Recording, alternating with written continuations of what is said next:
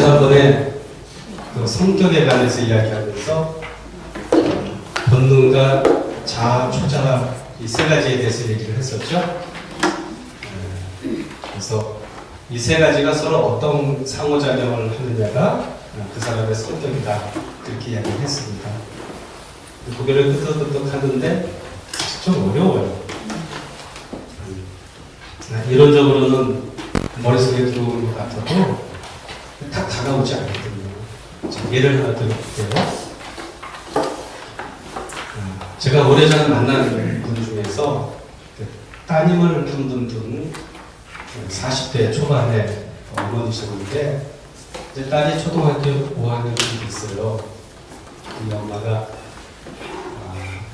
지금까지는 가정을 위해서 헌신을 했으니까 5학년쯤 되니까 이제는 딸이 혼자 좀 오랜 시간 혼자 있을 수가 있고 밥은 좀 챙겨 먹을 수가 있잖아요. 그래서 내가 풀타임은 아니어도 파트타임이라도 내 잡을 좀 가졌으면 좋겠다. 이런 욕망이 확 생겼어요. 이제 그 욕망이 자꾸 더해지는 거야. 경력이 단절되기 전에 어떻게 해서든지 내가 이 욕망을 좀 구현을 해야 되겠다. 이 욕망이 생기는 거 내가 뭘 좀 해야 되겠다. 그 욕망이 이드, 에고, 슈퍼에고죠. 어디서 나오는 걸까요? 그 욕망이 힘. 네? 그 힘, 이드에서 나오는 거예요. 이드가 주로 욕망이에요. 이게 이드에서 나오는 거예요. 근데 이 엄마가 가만히 생각하는 거야. 너무 일찍 애를 키우는 게 아닐까? 주변에서 보면 뭐 중고등학교까지 엄마가 다 붙들고 있던데 엄마하고 일찍 분리된 아이들이 정서적으로 안정이 안 되고 또 학교 생활에 적응을 못하는데 내가 너무 일찍 떼놓는 게 아닌가? 좀 더 가야 되니까 이런 생각은 이드, 에고, 슈퍼에고 거봐 잘 모르잖아요. 다 아는 것 같아도 좀 이 두 번째 고민은 현실 원리잖아요. 그렇죠? 현실 원리 현실적으로 많이 나타납니다. 이거 에고가 현실적인 거예요. 그래서 이 엄마가 아무래도 남들 애 키우는 거 보니까 좀 이른 것 같아. 물론 자기 일을 갖고 있는 엄마들은 일찍 떼놓긴 떼놓지만은 그런 애들 보면 어딘지 모르게 정서적으로 결핍되어 있는 것 같아. 그래서 나는 좀 더 끌고 가겠어. 자, 이런 판단을 내리는데 이런 판단을 또 지원해 주는 게 있어. 네가 벌써부터 이제 애 보는 걸 중단하고 너의 일을 가지려고 하는 것은 도덕적으로 맞지가 않아. 그것은 하나님도 원하는 게 아니야. 이런 금기사항을 제시하는 것은 이드, 에고, 슈퍼에고 이건 아시죠? 슈퍼에고예요. 그러면 이 엄마는 뭘 할 수 있을까? 못할까요? 못해요. 아마도 애가 중학교, 고등학교 가도 똑같은 생각에 사로잡혀요. 왜? 슈퍼에고가 작동이 되는 이 방식은 쉽게 바뀌지가 않는다. 자, 근데 이 엄마가 이제 공부도 하고 자문도 구하고 해서 변화가 일어났어. 하고 싶은 욕망은 계속 일어나는 거죠. 네. 그러면서 객관적으로 판단을 하는 거야. 내가 애하고 계속 붙어 있어주는 것보다도 오히려 사춘기 초기에 애하고 좀 분리해 주는 것이 오히려 이 아이가 독립심을 키울 거다. 내가 붙어주는 것이 아니라 좀 분리시켜 주는 것이 아이가 독립심을 키울 거다. 이런 생각을 하게 됐어. 이게 에고예요. 그런데 슈퍼에고가 또 못하게 만드는 거야. 그렇게 하는 것은 엄마로서의 도리를 다하는 게 아니야. 전에 이런 메시지가 있었거든요. 근데 이 엄마가 또 생각을 바꿨어. 아니야. 나는 엄마이긴 하면서도 내 인생의 엄마는 아니야. 그렇죠? 내가 엄마이긴 하면서도 근본적으로 내가 추구해야 될 것은 내 자신의 인생이지 엄마로서 인생은 아니야. 그리고 그 생각을 잠깐 접어보는 거예요. 그렇죠? 이런 판단을 내렸다 그러면 이 엄마는 일을 할까 못할까? 자기 일을 하게 되는 거예요. 그러니까 이 세 가지가 어떤 역동관계에 있느냐에 따라서 어떤 역동관계에 있느냐가 그 사람의 꼭 성격하고 관련이 된다. 그래서 뭐 하고 싶다고 하는 욕망이 있지 이게 이제 이드에서 생기는 거고 또 슈퍼에고는 어떻게 하면 금하려고 그래요. 자꾸 종교적인 잣대, 도덕적인 윤리적인 잣대를 그건 잘 중개하는 게 에고라고 그랬죠. 그래서 에고가 힘이 있는 사람 있죠. 에고가 힘이 있는 사람 이런 것들이 나이 먹게 되면 후회를 안 해요. 그렇죠? 에고가 힘이 없는 사람은 주로 주변 환경에 맞춰 살아요. 나이 먹으면 후회해. 내가 왜 그렇게 살았나. 그래서 에고가 힘이 있는 사람이 어느 정도 약간의 손실을 감수하고서라도 자기로서 살아간다. 아까 저한테 질문하신 아가씨 같은 분이 저한테 질문을 하시네. 우리 연세가 어떻게 되셨어? 하여튼 40이래요. 아가씨 같은 아가씨. 어떤 질문을 했냐면은 좀 새로운 삶을 살기 위해서 많은 경험을 자기 축적해 왔는데 내가 원하는 것만큼 새로운 삶 그분이 원하는 뭐가 있을까요? 그렇잖아요. 그만큼 되지 않더라 그런 얘기를 해요. 자, 이 생애 주기에서 보면은 40에서 45세까지는 이 중년 준비기라고 해요. 준비기라고 하는 것은 아직 중년기 작업을 하지 않는다는 얘기지. 중년 준비기라고 하는 것은 아직 아이들을 분리시키지 못한 상태를 얘기하는 거예요. 그러다가 45세쯤 되면 보통 아이들을 분리시키거든요. 아이들이 이제 고등학교쯤 되고 빠르면 대학에 들어갈 수도 있거든요. 그러면 아이는 부모로부터 정서적으로 분리가 탁 돼요. 그럴 때 대부분의 이제 45세 그때부터는 이 부모들의 마음속에 큰 변화가 일어나요. 그런데 이 변화라고 하는 것이 내가 지금부터 변화를 해야 되겠다 해서 일어나는 것이 아니라 인간의 무의식 속에서 그게 자기도 모르게 그런 변화에 그런 것들이 일어나거든요. 이것을 이제 분석심리학자 카를 융은 셀프의 초월적 기능이다 이렇게 얘기했어요. 이게 이제 영적인 관점에서 얘기하게 되면 하나님의 은총이다 이렇게 얘기를 하게 되는 거죠. 모세가 몇 세 때 자기 삶을 돌아봤죠? 40세 때 자기 삶을 돌아본 거거든요. 그래서 조금만 더 기다리라고 그랬어요. 애들이 이제 고등학생 되고 또 애들이 이제 분리가 되면은 45년만 기다리세요. 뭔가 변화가 일어날 거예요. 네. 그래서 이 생애 주기에 우리는 늘 변화에 대한 외적인 압력을 받기도 하고 내적인 압력을 받기도 해요. 그러니까 내가 변하지 않으면 살기가 참 힘들어. 그 나이에서 변하지 않으면 진짜 살기가 힘들어요. 상황이 변해요. 그리고 내가 이전에 중요하게 여겼던 것들이 있잖아요. 그것이 점점 그 중요성이 감소가 돼버리게 되는 거죠. 그럼 내가 바뀌어야 되거든요. 바뀌지 않고 계속 그 집착을 하게 되면 참 힘들어죠. 오늘 제가 엄마라는 아이들 이제 같이 세미나를 했는데 그 중에 40대 후반 되신 미소심리치료 이 일을 하시는 분이 있었거든요. 근데 이분이 이런 얘기를 하더라고요. 요즘엔 제 이슈가 뭐냐면은 나 자신을 위해서 사는 게 이슈라고 하는 거예요. 왜 당신 자신을 위해서 사느냐? 근데 그동안 남편하고 아이를 위해서 진짜 헌신적으로 일을 했대. 그렇다고 내가 남편하고 자신을 버리겠다는 건 아니야. 워낙 어려서부터 다른 사람을 돌보고 다른 사람을 배려하는 삶을 살았기 때문에 내 삶이 없었다는 얘기예요. 그래서 이제는 이분이 생각하는 나 자신을 위한 삶은 뭐냐면은 자기 자신을 좀 구현하고 싶은 거야. 이제는 서포트나 해주는 사람이 아니라 내가 나 자신을 구현해갖고 남편으로부터 그리고 아이들로부터 좀 인정을 받고 싶은 거죠. 근데 이 변화라고 하는 것은 내가 지금부터 이렇게 변해야지 그렇게 돼서 일어난다기보다도 어떤 타이밍이라고 하는 것이 있어요. 타이밍. 변화의 타이밍이라고 하는 것이 있거든요. 그것을 놓치면 안 돼. 그것을 놓치면 참어로. 성경에 위대한 인물도 변화의 타이밍이 있어요. 그렇죠? 바울도 변화의 타이밍이 있었어요. 다메섹 도상에서. 그걸 놓치면 안 돼요. 그걸 놓칠 수가 없었죠. 그래서 다메섹 도상에서 그리스도를 체험하고 그걸 놓칠 수가 없었어요. 그래서 어떻게 하죠? 바울이 아라비아 사막으로 가잖아요. 말하자면 그 변화를 성숙시키기 위해서 한 번 체험으로 사람이 바뀌는 건 아니거든요. 변화가 돼야 돼요.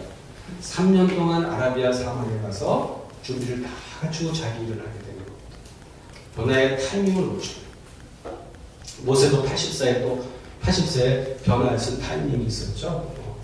그런 것들이 굉장히 중요하다. 그래서 오늘은 정신건강의 원리, 오늘 정신건강의 원리하고 다음 주부터 이제 유아의 심리적 발달 첫 번째 하게 됩니다. 다음 주부터 절대 이 빠지면 안 됩니다. 중요한 내용들을 하게 되거든요. 그래서 오늘까지는 약간 일반적인 내용을 좀 하는 겁니다. 정신건강의 원리고 미국 정신위생위원회에서 이렇게 정의를 내렸어요. 정신건강이란 다만 정신적 질병에 걸려있지 않은 상태만이 아니고 만족스러운 인간관계와 그것을 유지해 나갈 수 있는 능력이다. 그러니까 만족스러운 인간관계와 그것을 유지해 나갈 수 있는 능력이다. 이렇게 얘기했어요. 자, 심리학에서 이 사람이 건강한 사람이냐 건강하지 않은 사람이냐 그것을 심리검사를 하지 않고 판단할 수 있는 아주 쉽게 알 수 있는 근거가 뭐냐면 인간관계예요. 사람을 많이 사귀고 적게 사귀는 것은 문제가 되진 않아요.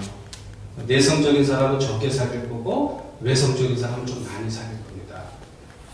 많은 사람하고 관계를 맺든 소수의 사람하고 관계를 맺든 이 사람의 관계망이 있느냐 굉장히 중요합니다. 자, 엄마들이 우리 아이가 엄마가 볼 때는 대부분 엄마들이 볼 때는 우리 아이가 뭔가 문제 있는 것처럼 보이거나 아니면 천재로 보여요. 천재 아니면 문제가 있는 것처럼 보이거든요. 천재처럼 보다가 보통 아이가 이제 초등학교 고학년쯤 되면 이제 꼬랑지를 내리거든요. 근데 문제 있는 것처럼 보여서 물어봐요. 이러이러한데 문제 없는 아이는 없거든요. 다 우리는 성장 과정 속에 문제를 가지고 살아가게 돼 있어요. 그럼 물어봅니다. 당신 아이들 친구가 있습니까? 친구하고 참 애들하고 잘 놀아요. 그러면 됐어. 친구하고 교제를 할 수 있는 그런 인간관계를 할 수 있는 능력이 있으면 우리가 살아가면서 우리가 가질 수밖에 없는 여러 가지 어려움들이 있잖아요. 이런 문제를 해결해 갈 수 있는 기본적인 능력이 있다는 얘기죠. 친구가 없어요. 하나도 없어요. 진짜 여러분 친구 하나도 없는 사람이 있어요. 여러분들이 친구가 많아서 모르겠지만은 저는 그런 사람을 많이 만나요. 이건 이제 건강하지 않다고 하는 것이 단적으로 드러나는 거고 좀 이어지는 말이 그것을 유지할 수 있는 능력이다. 있기는 있는데 조금 사귀다가 헤어지고 사귀다가 헤어지고 사귀다가 헤어지고 계속 그게 반복이 됩니다. 그거는 뭔가 문제가 있는 거죠. 여러분 사귀다가 왜 그만두는지 아세요? 왜? 마음에 안 드니까. 왜 마음에 안 들어? 인간관계를 자기 기준을 갖고 하려고 그러거든요. 자기 기준을 갖고 관계를 맺어나가려고 하게 되면 세상에 마음에 드는 사람은 자기밖에 없어. 그러니까 건강하다고 하는 것은 관계 속에서 내 기준도 중요합니다. 그러나 타인의 기준도 우리가 수용을 할 때 그 관계가 이렇게 지속력을 가지게 되는 겁니다. 역지사지할 수 있는 부분을 얘기했죠. 이럴 때 건강하다 그렇게 얘기를 해요. 그리고 정신건강의 조건으로서 마리 자오다라고 하는 이 학자가 몇 가지 쭉 얘기했는데 좀 살펴볼게요. 첫 번째가 자신에 대한 긍정적인 태도. 생애 주기에 맞는 현실적 수준에 맞는 포부를 가져야 하며 주체성, 전체성, 소속감, 안정감과 인생의 의미를 느낄 수 있어야 한다. 이것은 자기 자신을 하나의 인간으로 수용하고 자기의 욕구와 행동을 하며 자신에 관하여 어느 정도 객관적으로 볼 수 있는 자기 인식을 할 수 있어야 된다. 이렇게 얘기했어요. 생애 주기에 맞는 현실적 수준에 맞는 포부, 생애 주기에 따른 현실적 포부. 여러분 그 어린이들이 사춘기 주로 이전에 어린이들이 뭐 해리포터라든가 뭐 반지의 제왕이라든가 그런 판타지 소설 그런 영화를 굉장히 좋아해요. 왜 좋아하는지 아세요? 왜? 근데 사춘기 넘어서면 중학생, 고등학교 때 그때부터 별로 좀 안 좋아해요. 왜 좋아하는지 아세요? 이 판타지 소설을 그거 보통 사춘기 넘으면 그런 잘 안 봐요. 왜 좋아하냐면은 사춘기 이전에는 사춘기 이전에는 아이의 생애 주기의 과정은 뭐냐면 자기의 환상에서 나와서 어떻게 현실 원리에 내가 맞춰야 되는 거야. 빨리 환상에서 나와야 돼요. 그래야 어른이 되는 거야. 그런데 이런 판타지 소설은 현실이 아니라 환상을 채워주는 거지. 여러분 환상에서 현실로 나오는 게 환상에서는 머물러 있는 게 행복한 것 같아요. 현실로 내려오는 게 행복한 것 같아요. 환상이 있을 때 행복한 거야. 백마 타고 오는 왕자를 기다릴 때가 행복한 거지. 백설공주를 기다릴 때가 행복한 거예요. 같이 살아보세요. 백설공주 공주병 걸려있고 백마 타고 오는 왕자는 같이 살아보니까 아주 성격이 안 좋아. 그걸 뭔가 환상에 있을 때가 좋은 거야. 근데 이제 사춘기가 진입했다는 얘기는 물론 그 이전에도 환상에서 한번 나오는 과정을 거치는데 그거 다 환상을 포기하고 현실을 다 봐야 되거든요. 근데 이게 괴로운 거야. 그러니까 사춘기 그 직전에 아이들이 여러 판타지 소설을 굉장히 좋아하는 거야. 마지막으로 한번 만족스러워하는 거예요. 좋은 거예요. 네. 그런 걸 보고 자기를 위로를 해주고. 근데 45세 되신 이 중년이 되신 분이 판타지 소설이 쫙 해리포터에 빠져있어. 어떻게 되는 거예요, 여러분? 그 45세 된 이 아줌마가 환상 속에 살고 있다. 이 아줌마가 45세가 환상 속에 살고 있으니 애들 양육을 제대로 했겠어요. 45세는 뭘 해야 돼요? 자기를 들여다봐야 돼요. 내 안에 내가 몰랐던 어떤 정신적인 요소가 있는가 그걸 좀 들여다봐야 되거든요. 나한테 이러한 부분이 있었는데 난 그걸 모르고 살았구나. 들여다봐야 되겠다. 이건 굉장히 현실적인 거예요. 그러니까 생애 주기에 따라 발달 과제들이 있어요. 거기에 맞는 포부를 가져야 됩니다. 여러분 취학 이전 애들한테 너 장래 꿈이 뭐야? 물어보세요. 또 대단한 거 얘기하잖아요. 그죠? 그렇지 않나요? 여러분 그 꿈은 뭐였어요? 취학 이전에. 저는 공학 박사였어요. 제가 왜 공학 박사인지 부모님들이 어쨌든 뭐 다 대단한 거죠. 그죠? 취학 이전에는 아이들 포부가 대단해요. 근데 왜 대단한지는 나중에 공부를 하겠지만 그때 대단해야 돼. 취학 이전에 있는 애한테 너 포부가 뭐니? 장래 꿈이 뭐니? 그랬더니 빌딩 경비원 이렇게 얘기했다고 그러죠. 빌딩 경비원이다. 뭐 경비원 한다고 문제 된다는 건 아니에요. 그렇죠? 그러나 그 시기에는 아이가 과대한 포부를 가질 때거든요. 거기에 뭔가 이렇게 맞춰져 있어야 된다는 얘기죠. 그리고 아이가 이제 초등학교 다닐 때는 주로 아이들 이슈가 뭐냐면 어떻게 친구 관계를 할 것인가 그게 핫 이슈예요. 그렇지 않아요? 어떻게 따돌림을 당하지 않고 애들 안에서 관계 속에서 이게 이제 아이들 핫 이슈가 돼버려요. 사춘기 되면 어떻게 내가 부모와 맞짱 떠서 부모를 이겨먹어갖고 내가 어른이 될 것인가 뭐 이런 다 그 생애 주기에 따른 그 포부가 있다라고 하는 거죠. 그래서 이제 여러분 그 아이가 막 어리광을 피워야 될 때가 있거든요. 보통 그 초등학교 다니기 이전에 아이가 막 부모님한테 어리광을 피워야 할 시기가 있어요. 근데 아이가 어리광을 피우지 않고 너무너무 어른스러워요. 동생도 잘 돌보고 엄마 말씀 참 잘 듣고 공부하라고 그러면 엄마가 그만하라고 할 때까지 책상에 앉아서 계속 읽고 너무너무 행복하고 좋아 보이죠. 그렇죠? 그때까지 나중에 다 치우게 돼 있습니다. 진짜 나중에 다 얘는 에너지가 돼버립니다. 자기 포부를 얘기해야 되고 자기 공격성을 살려야 되는데 자기 정체성을 찾아야 되는데 그냥 맞춰버리게 됩니다. 또 여러분 이제 30살쯤 됐는데 이때는 이제 자기가 속해 있는 공동체에 맞춰야 돼요. 30, 40대 되면은. 근데 어린아이처럼 룰을 지키지 않고 지멋대로 한다? 이것도 다 자기 생애 주기에 맞지 않는 거거든요. 그 생애 주기에 맞는 포부를 가지고 있어야 된다. 나이가 50살 되신 분이 있는데 당신 장래 희망이 뭐요? 물어봤더니 대통령이래요. 맞지가 않잖아요. 5살에 너 희망이 뭐냐면 대통령, 괜찮아. 그렇죠? 자기 생애 주기에 맞는 그런 포부가 있어야 되고, 자신에 관해서 객관적으로 볼 수 있는 자기 인식을 가져야 된다. 자기 자신에서 객관적으로.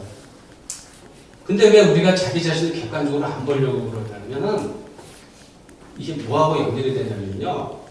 자기 자신에 대해서 긍정적으로 생각하게 되면 객관적으로 봐요. 그런데 자기 자신에 대해서 자꾸 이렇게 판단을 내려요. 나의 이런 부분은 긍정적인 부분이고 이런 부분은 긍정적인 부분이 아니다. 자기 자신을 이렇게 판단하게 되는 거죠. 분리가 되어버리죠. 그렇죠? 그러면 자기들 객관적으로 보기를 참 힘들어해요. 좋은 부분은 나한테 이런 좋은 게 있습니다 하고 드러내고 싶어 하는데 원하지 않는 부분들이 있잖아요. 그렇죠? 그런 것도 사실 나는 이러이러한 부분이 있습니다. 이야기하면 참 편해요. 근데 이제 그게 잘 안 된다. 오늘도 그런 얘기를 했는데요. 이 상담하시는 분들이 여러분 SNS를 보면은 페북 같은 데 보면은 어떤 사람은 너무너무 행복하게 사는 것 같아요. 그렇지? 네. 그렇죠. 너무너무 행복하게 사는 것 같아요. 맨날 뭐 어디 여행 다니면서 또 순수처럼 다 일일이 다 올려놔 그냥. 그럼 남들이 볼 때 되게 진짜 행복하게 사는 것 같고 아주 그냥 자기를 부러워할 거라고 생각을 하는 거죠. 오늘 상담사들하고 같이 세미나를 하면서 그런 얘기를 했어요. 그래서 저희가 어떤 합의를 하냐면은 SNS에서 자기를 막 과포장하는 사람들, 그 사람이 진짜 행복할까? 겉으로 드러난 그 이면에는 100% 반대의 것이 있어. 그것을 인정하고 싶지 않은 거야. 또 이런 얘기를 또 하신 분이 있어요. SNS를 보면 어떤 분은 자기의 실수라든가 자기의 인간적인 약함을 아주 굉장히 이렇게 솔직하게 표현을 하더래요. 다 거야. 그것을 읽을 때 기분이 어땠어? 그것을 읽을 때 내가 힐링이 되더라고요. 그러니까 다른 사람이 이렇게 실수를 할 때, 그렇죠? 그것을 자기 약한 점을 드러낼 때 그것을 보면서 우리가 힐링이 되고 마음이 편안해진다라고 하는 것은 그런 걸 보면서 우리가 가지고 있는 내가 원하지 않는 어떤 모습들이 있거든요. 그거하고 오버랩돼서 그러는 거야. 근데 그걸 우리가 인정만 하게 되면은 저는 인생의 지금 절반 이하는 가벼워질 거다 저는 믿어요.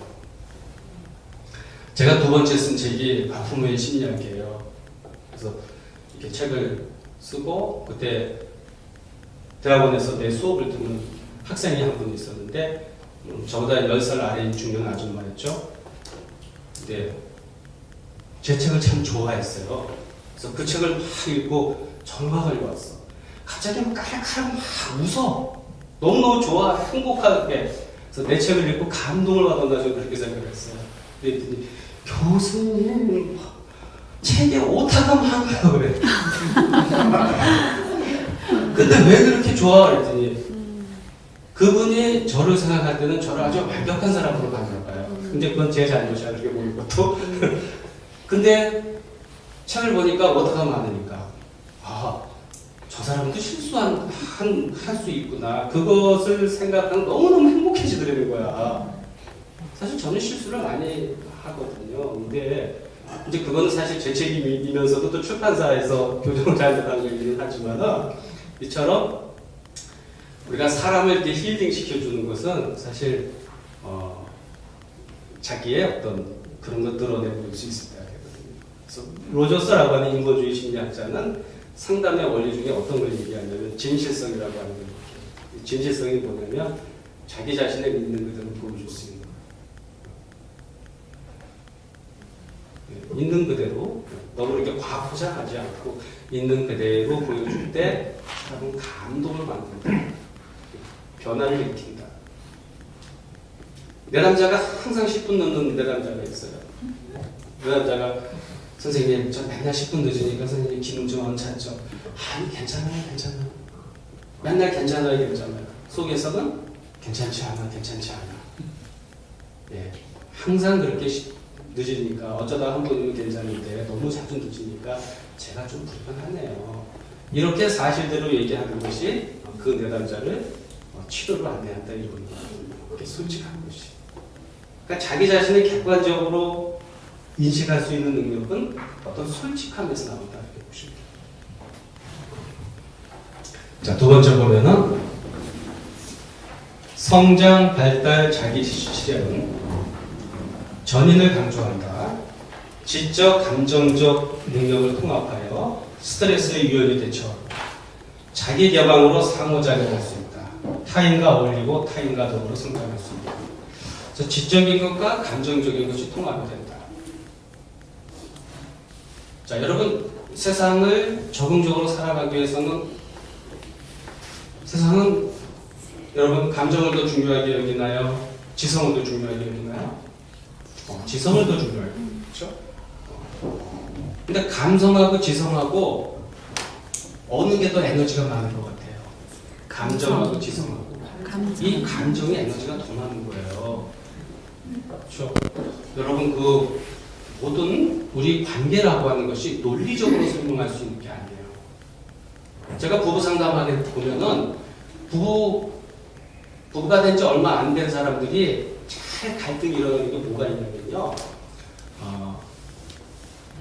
주로 부인이 하는 얘기야. 우리 남편은 감정을 이해하지 못한다. 그 남편이 하는 얘기는 우리 아내는 비논리적이다, 비합리적이다. 그러니까 아내가 막 이렇게 뭐 이렇게 얘기를 하잖아요. 그러면 이 아주 이성적이고 논리적인 남성 같은 경우는 아내의 이야기를 논리적으로 이렇게 분석을 해주려고 그래. 응? 논리적으로 분석을 해주려고 그래. 근데 그러면서 자꾸 싸움이 일어나는 거거든요. 그래서 사실 여성들은 1분에 해야 될 말을 5분, 10분에 늙힐 수 있는 그런 천부적인 재능이 여자들한테 있어요. 근데 남자들한테 그런 재능이 없어요. 그러니까 남자들이 이성적이고 합리적인 관점에서 그 긴 이야기를 들을 때는 그 논리적으로 또 접근하려면 100% 싸워요. 그냥 듣고 아 그랬어 저랬어 그랬어 그랬구나 알았어 다 끝나버리는 거예요 그냥 좋아하는 거거든요. 근데 굉장히 이성적이고 지성적인 것처럼 보이는 남자라 하더라도 어떤 때 굉장히 단순할 때가 있죠. 단순하다 그러죠. 그게 왜 단순하다 그러냐면요. 남자들이 지성적이고 이성적이고 강해 보여도 어느 감정 하나만 건드려 놓으면 우르르 무너지는 거예요. 근데 이 남성의 감정을 무너뜨릴 수 있는 사람이 누구겠어요? 여자, 남자. 그 여성이에요. 그래서 세계는 누가 정복해요? 근데 남자도 누가 정복해? 여자가 정복하는 거예요. 그게 왜 그러냐면요. 남자들이 굉장히 이성적이고 이렇게 보여도 남성들은 기본적으로 여성들에게 모성을 취하려고 하는 본성을 갖고 있어요. 아버지 장군처럼 그래도. 그래서 어느 순간인가는 굉장히 약해져. 여성의 모성성 앞에는. 세상을 살아가기 위해서는 지성의 원리가 굉장히 중요하지만 사실 이 지성이 원래 이 지성을 사실 지성답게 하는 것은 사실 감정의 문제다. 그래서 감정과 이성의 문제를 두 개 다 우리가 통합하는 게 중요한데 사실 그 상담 심리학에서는 사실 이성 문제보다도 감정의 문제를 더 중요하게 다루는 거예요. 그러니까 이 문제만 해결되면은 해결돼요. 여러분 그 우리 교회는 그렇지 않지만 교인들 보게 되면 이렇게 서로 싹 그렇게 박혀 있잖아. 아시죠? 근데 이게 이제 있는데 그게 알고 보면 다 감정의 문제 같고 감정의 문제 같고 그러는 거야. 이게 진짜 논리적으로 설명할 수 없는 어떤 것들 그러나 그 감정의 문제만 하나만 풀어지게 되면 우르르 풀어진다는 얘기죠. 그래서 이 감정의 문제와 지성의 문제. 그렇다고 해서 지성이 불필요한 건 아니에요. 어떤 데는 굉장히 지성적이어야 할 때가 있고 또 어떤 데는 감성적이어야 할 때가 있어요. 그래서 각자를 좀 잘 들여다볼 필요가 있어요. 내가 너무 지성적인가? 그러면 자기 감정을 좀 개발을 해야 돼요. 남자들이 보편적으로 이성적이죠? 남자들은 좀 감정을 개발할 필요가 있네요. 좀 슬픈 영화를 보면 눈물도 흘릴 수 있어야 돼요. 슬픈 영화를 보면서 눈물을 흘리지 않는 것을 자랑스럽게 여기고 있는 남편이 있는데 남자들 그건 자랑스러운 게 아니라 감정이 남아난 거예요. 그렇죠? 그리고 여성들은 보편적으로 좀 감정이 앞서거든요. 그래서 자기 막 감정 표현하는 것을 어떤 때는 굉장히 자기 자신에게 솔직하다고 생각할 수가 있는데 뭐 어떤 면에서 솔직하다고 얘기할 수 있을지 몰라도 다른 면은 이성적인 지성을 사용해서 자기를 컨트롤할 수 있는 능력이 좀 부족해서 그럴 수 있다는 얘기죠. 이것을 조화를 이루어야 된다. 이제 통합력. 개인의 내적 갈등 및 욕동과 기분 및 정서의 조절 간의 균형을 이루고 겉으로 표현하는 것과 억압한 것 사이의 균형을 이루고 통합된 인생 철학을 가지고 있다. 이제 이 통합이라고 하는 것이 보통 이제 영어로 이제 인터그레이션이라고 하는 말을 쓰거든요. 인터그레이션, 통합.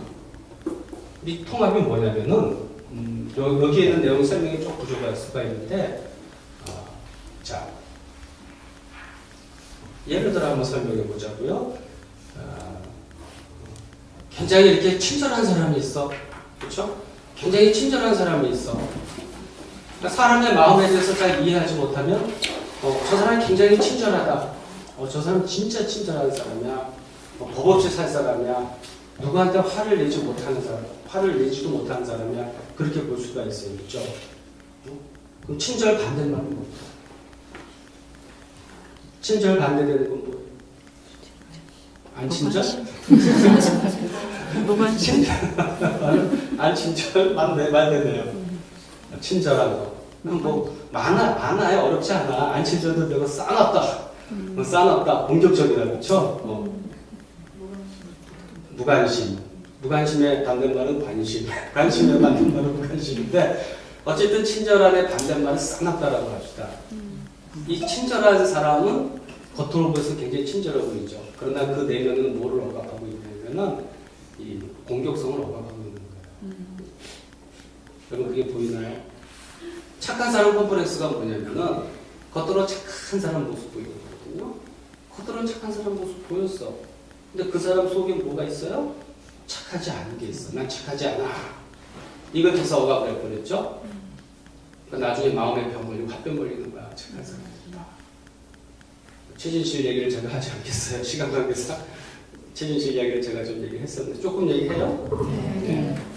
들은 사람이 있는 것 같아요. 최진실이가 왜 연하의 남자하고 결혼했을까? 연예인들이 보통 그 당시 하는 얘기가 있어요. 진짜 착한 선배였고 후배였대요. 최진실이 고등학교 때 연예인이 되고 싶다고 했어요. TV에 나온 얘기예요. 일대기를 조명해주면서 왜 연예인이 되고 싶었냐? 연예인이 돼가지고 돈 벌어갖고 엄마를 위해서 전세 집을 사주겠다. 최진실이 이렇게 효노예요. 그러니까 연예인 동료 연예인들 사이에도 다른 사람 이렇게 챙기는 걸 너무너무 잘했어. 착한 사람이지. 다른 사람 다 챙기고 좋아. 그게 콤플렉스가 되면요, 결혼을 해도 연하하고 결혼하려고 그래요. 왜? 연하는 내 마음대로 챙길 수 있으니까. 근데 이제 연상이어갖고 남자를 또 여자 마음대로 남자를 이렇게 챙기고 다스릴 수 있는 존재는 아니거든요. 그러니까 남자가 이렇게 힘이 있고 자기 주장 강한 사람은, 이 착한 사람 콤플렉스 있는 사람은 또 못 견뎌해요. 그러니까 자기 마음대로 조절이 가능한 연하하고 주로 결혼을 하게 돼요. 근데 조성민이가 제가 생각할 때는 그렇게 좀 오냐오냐 하는 사람은 아니었던 것 같아요. 그러니까 이 갈등이 생기는 거죠. 뭐 인터넷에 댓글 달렸다 이런 거. 또 뭐냐면 내가 겉으로 착하다 할 때는 그 속에서 뭐가 있냐면 난 착하지 않아. 이렇게 꿈틀이고 있는 거예요. 이거를 우리가 알고 사람을 봐야 됩니다. 그러면 통합됐다는 것은 뭘 의미하냐면은 착하기만 하고 착하지 않은 것은 없어지는 거, 친절만 하고 사나운 성향은 내가 그걸 없애는 거, 이게 통합이냐? 그게 통합은 아니에요. 그게 가능할까요? 가능하지 않을까요? 그건 불가능한 거예요. 자, 친절한 사람 밑에는 사나운 게 있다고 그랬죠? 통합이 뭐냐? 나는 겉으로는 되게 친절해. 그런데 사실은 내 안에는 친절하지 않은 사나운 그런 심성도 있어. 그걸 내가 인정을 하고. 근데 진짜 착하고 친절한 사람은 그걸 인정을 안 하려고 그래요.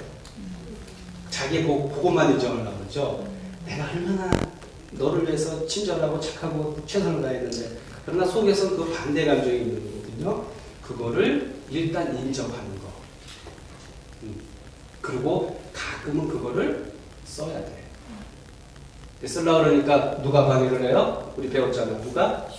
초자가. 잘하시네. 초자가 방해를 하는 거야. 그러면 안 돼. 너무 그러면 안 되겠지. 그러나 가끔 써야 돼. 가끔은 써야지 내가 원하지 않는 어떤 것들이 있잖아요. 그게 삶의 추진력이 되는 거예요. 그게 에너지가 되는 거야. 이 통합은 그런 통합이라고 해요. 내가 그거를 쓰게 되면 다른 사람이 나한테 손가락질을 할 줄 알았어요.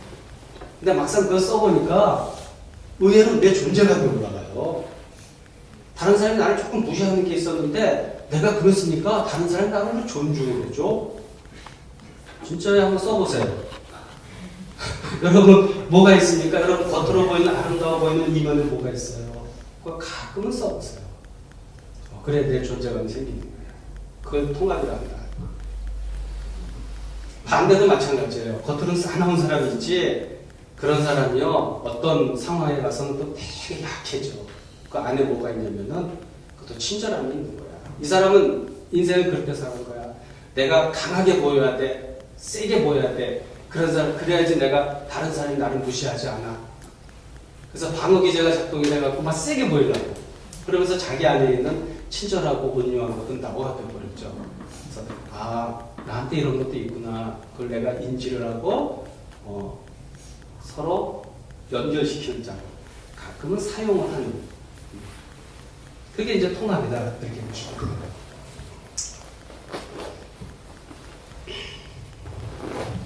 여러분 저는 아직까지 생생한 기억이 있어요. 제가 개척교회를 할 때 개척교회를 하다가 우리 집사님과 같이 원주에서 개척교회를 하다가 살인의 추억이라고 하는 영화를 보셨어요? 네, 그 영화를 보러 갔는데 또 사람 별로 없었어요. 영화를 시작을 했는데 앞에 웬 서너 명 이렇게 줄레줄레 와서 앉아. 그랬더니 우리 교회 막 나오기 시작한 집사님 4분이에요. 근데 뭐 어때? 어때? 그치? 네. 뭐 어때? 맞아. 근데 그때가 몇 년도였냐면은 1998년인가 99년인가 그랬어요. 그때는 제가 통합이 안 됐어. 그래서 영화 끝나자마자요. 어떻게 하셨어요? 진짜 도망갔어요. 근데 우리 집사람이 나한테 막 그러는 거야. 왜 이렇게 도망가네? 나도 모르겠어. 내가 큰 죄를 진 것 같아. 한참 도망가고 나서 딱 섰어. 내가 뭘 잘못했지? 언제까지 이렇게 살아야 되나? 그런 생각이 한 적이 있었습니다. 근데 이제 그때 제가 통합이 안 됐어요. 나는 개척교회 목사로서 이러한 장점이 있지만, 그러나 내 마음에는 또 대중의 문화를 즐기고 싶은 그런 욕구도 있어요. 같이 이제 그 집사님이랑 같이 커피숍 가가지고 영화 어떻게 봤냐고 영화에 대해서 얘기하고 그렇다면 더 자연스럽겠는데 이제 그런 겁니다. 통합이라고 하는 것은.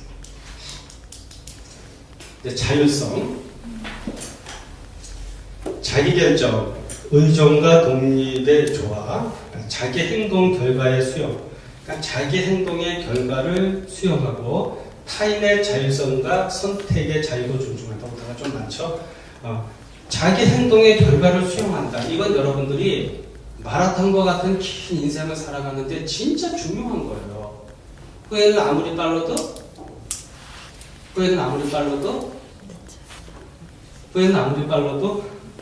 빨라야 늦어요. 늦어요. 후회는 아무리 빨라도 늦어요. 그럼 시간을 되돌려 놓았어요. 시간을 되돌려 놓았다고 쳐요. 똑같은 결정을 내릴까 다른 결정을 내릴까? 똑같은 결정을 내립니다. 내가 후회를 해서 그러는 거지 그때는 최선의 선택을 내린 거예요. 그래서 인생의 우연이라고 하는 것은 없어. 신앙적으로 얘기하게 되면요, 내가 나 자신에 대해서 생각할 때는 실수하고 잘못 판단을 내린 것 같아. 그러나 그때는 그게 하나님의 최선이었다. 물론 그 결과로 인해서 내가 어떤 현실적인 고통과 어려움을 받는다 하더라도 그거는요, 내가 마땅히 받아야 할 내 몫이라 이렇게 생각합니다. 그러니까 주어진 결과에 대해서 수용을 하는 게 이게 여러분 후회하는 사람의 습관이에요. 인터넷에서 물건 주문하고 물건 주문하면 꼭 반품하는 사람이 있어요. 몇 번을. 그 습관이죠. 그래야 거기 이것도 습관이에요. 그러니까 후회가 되는 거거든요. 그러니까 결과에 대해서 물론 우리가 좀 노력을 통해서 결과를 바꿀 수 있다면 또 그런 기회가 주어진다면 이건 또 은총일 수는 있겠어요. 그러나 그게 그렇게 크지는 않아요. 자기의 주어진 결과에 대해서 수용을 하는 사람이 다른 사람이 행한 결과에 대해서도 그걸 또 받아들여요. 여러분 보세요. 다른 사람의 어떤 결과에 대해서 계속 비난하는 사람은 사실 자기 자신의 어떤 결과에 대해서 비난한다. 그래서 주어진 결과에 대해서 이렇게 수용을 하는 거. 여러분 돌이켜보면 아시는 거 참 많죠, 그렇죠? 근데 이제 시간을 되돌려 놔도 다 똑같아요. 그러니까 최선의 결정을 한 거예요. 그래도 아닌 것 같아. 그럼 계속 후회하고 사세요. 다섯 번째, 현실 지각. 공감 능력, 사회적 민감성, 남의 감정과 태도를 존중하는 것 등이 현실 감각에 포함된다. 또한 자신의 지각을 새로운 정보에 비추어 변경할 수 있다. 그래서 현실 지각, 아까 제가 경험을 자꾸 많이 쌓으라고 그랬어요. 경험을 쌓게 되면 그 모든 경험들이 내 무의식에 저장이 되어 있거든요. 그래서 그러한 것들을 기초로 해갖고 새로운 정보를 우리가 또 수용을 하는 거야. 그러니까 내 안에 이미 축적된 어떤 자산들이 있어. 내적인 자산. 이 내적인 자산이 있어야지 새로운 정보를 수용해서 거기서 또 창의적인 것을 만들어낼 수가 있는 거예요.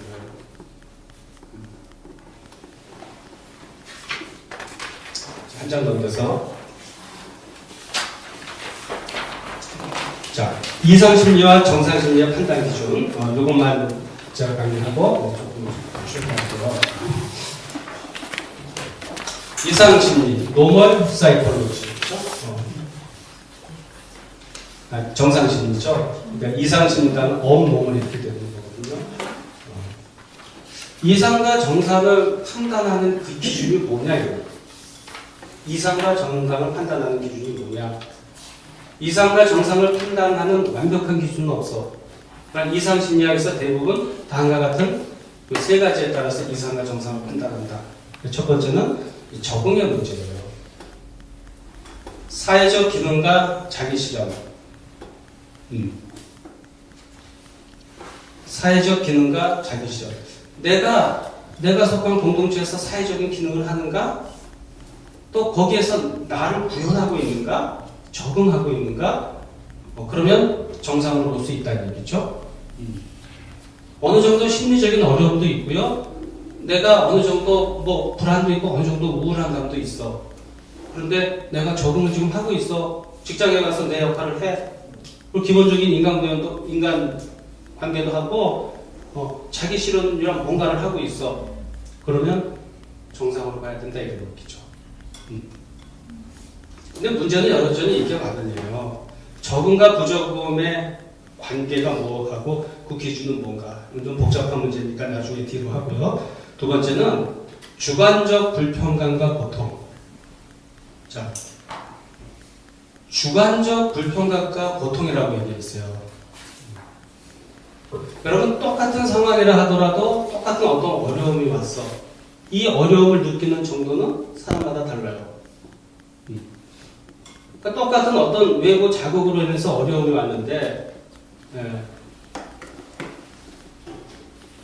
그 어려움에 대해서 주관적으로 덜 고통스럽고 덜 불안하고 덜 우울한다면은 그건 정상에 들어가는 거예요. 그러니까 똑같은 자극이 왔는데 나는 너무 그것 때문에 힘들고 고통스럽고 이게 엉뚱한 비정상이 이상이 되어버리게 되는 거죠. 자, 어떤 사고가 터졌어요. 그래서 그 사고 때문에 심리적인 트라우마를 입은 사람이 한 100명 있다고 쳐요. 근데 그 중에 한 90명은 그것 때문에 크게 정신적으로 손상을 입지 않았어. 레서넌스 장애를 입지 않았어. 그럼 이 사람은 정상에 속하는 거야. 근데 나머지 10명 같은 경우는 그것 때문에 심각한 정신의 손상을 입었어. 그럼 이 사람은 없는 비정상이 되어버리게 되는 거죠. 그래서 내가 주관적으로 뭘 어떻게 느끼느냐가 굉장히 중요해요. 그럼 이 세상에 우울하지 않는 사람이 있을까요? 없을까요? 없어요. 없어요. 어떻게 알아요? 진짜 없어요. 우울하지 않는 사람이 아니에요. 네. 사람은 우울해갖고 사람이 되는 거예요. 그러니까 우울하지 않는 사람은 안 돼. 근데 내가 누릴 것이 너무 많으면 우울할 새가 없어. 왜? 누릴 게 너무 많잖아. 조금 우울하려고 그러면 비행기 타고 여기도 가고 저기도 가고 휙휙 갔다 오고. 우울할 새가 없어. 그럼 자기를 들여다볼 수 있는 그게 없어지는 거예요. 세상에 불안하지 않은 사람이 있어요. 어느 정도 불안을 다 갖고 있어. 그러나 주관적으로 내가 어떻게 느끼느냐. 그게 중요하다. 주관적으로. 세 번째는 문화적 규범의 일탈. 그 사회의 보편적 규범. 그런 거거든요. 자, 제가 오늘 여기 강의하러 왔어요.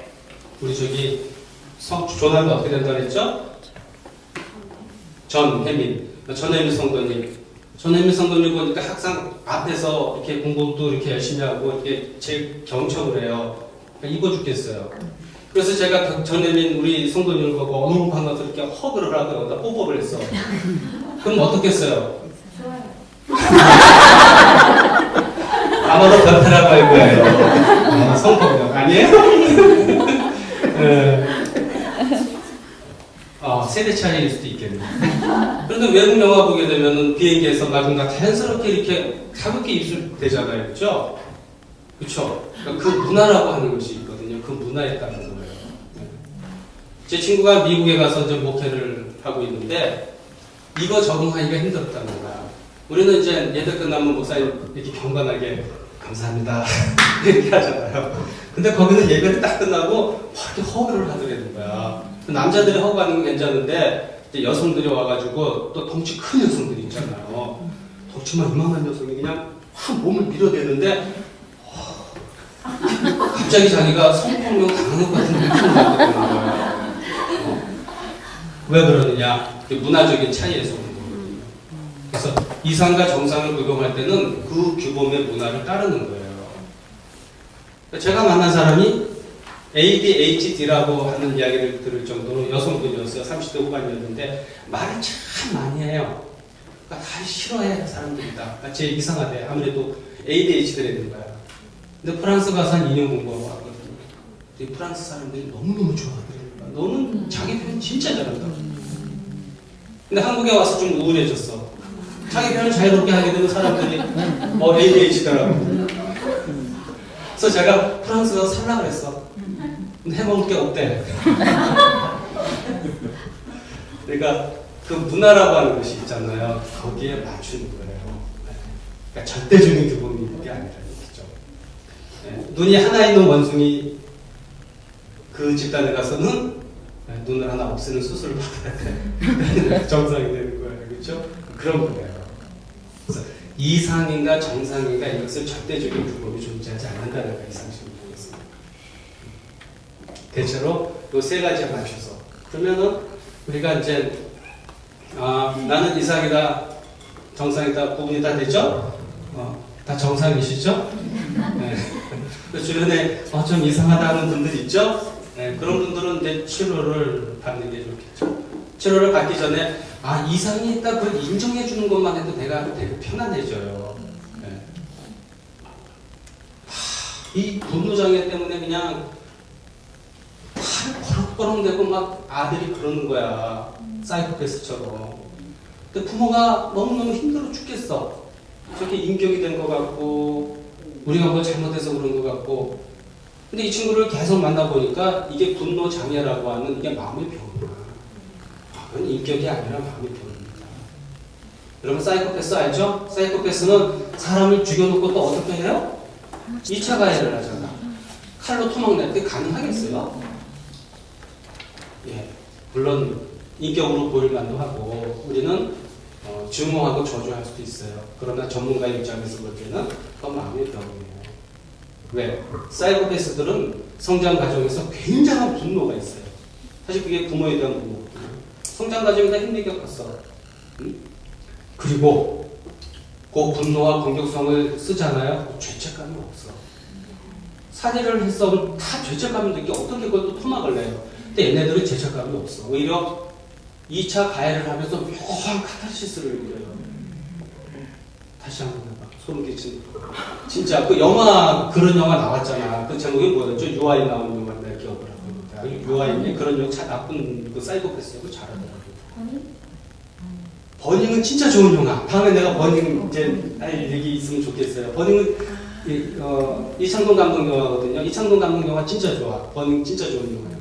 대기업의 아들 역할했던 그 오래전에 본 영화인데 그러니까 보통 사이코패스가 이렇게 가끔 언론에 문제 되잖아요. 살인해갖고 그러다 그 마음의 병이에요. 그러니까 병이라고 하는 것을 병으로 인정을 하게 되면 이제 우리가 이해할 수 있는 폭이 더 넓어지고 이해할 수 있는 폭이 더 많아져요. 사이코패스한테 맨날 인격적인 걸 갖다 대야 먹혀 들어가지도 않아요. 병인데 자기 의지를 내는 문제가 아니라는 거예요. 여러분, 뭐 교회에서 심리학 공부를 하니까 이게 좀 이렇게 수용이 되나요? 아니면 자꾸 안에서 이렇게 갈등이 일어나고 그러지 않아요? 안 그래요? 예. 여러분의 마음이 많이 열려 있어서 그런 것 같아요.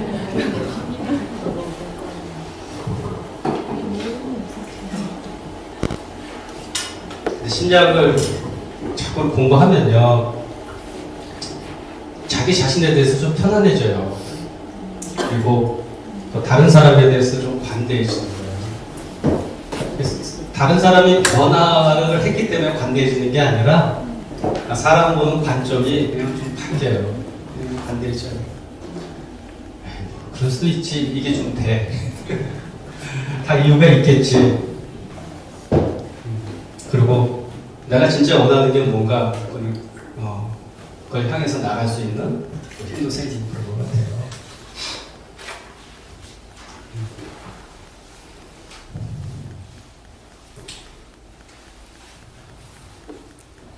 근데 제가 여기 그 평촌교회 와보니까 평촌교회 교인들이 집중력이 굉장히 좋으신 것 같아요. 주일 예배 때도 그렇고. 근데 여러분들 집중력이 굉장히 좋아서 저를 아주 그냥 뚫어지게 쳐다보고 계시는데 제 얘기를 듣고 있는지 딴 생각을 하고 계시죠. 딴 생각하고 계세요? 재밌어서 듣고 있어요. 제가 좀 재밌게는 해요. 진짜 제가 재밌게는 해요. 재밌게 해갖고 제가 신학 공부를 해갖고 뒤늦게 심리학 공부해갖고 아직까지 대학 강단에 살아있는 거거든요. 제가 심리학 공부할 때 저보다 말렸어요. 이미 심리학과 나오는 사람이 다 진흙치고 있는데 네가 뭐 한다고 심리학 공부하느냐. 하나만 충실해라. 가르칠 나이에 너 맨날 돈 쓰고 배우러 다니냐. 친구들이 맨날 많이 그렇게 했거든요. 근데 저는 이게 내 길이다 그런 생각이 들었고 이게 하나님께서 나에게 주신 길이다 해갖고 진짜 재밌어서 열심히 했어요. 열심히 해서 어쨌든 내가 가지고 있는 것을 이렇게 사용하고 있다는 거 그 자체에 이제 감사하고 있거든요. 자, 정신건강에 대한 심리학자들의 견해 몇 사람의 견해만 설명을 하는 거로 저는 강의를 마치도록 하겠는데 아까 프로이트는 얘기한 것처럼 원본능 자 초자가 균형을 이루어야 된다 이렇게 얘기를 했죠.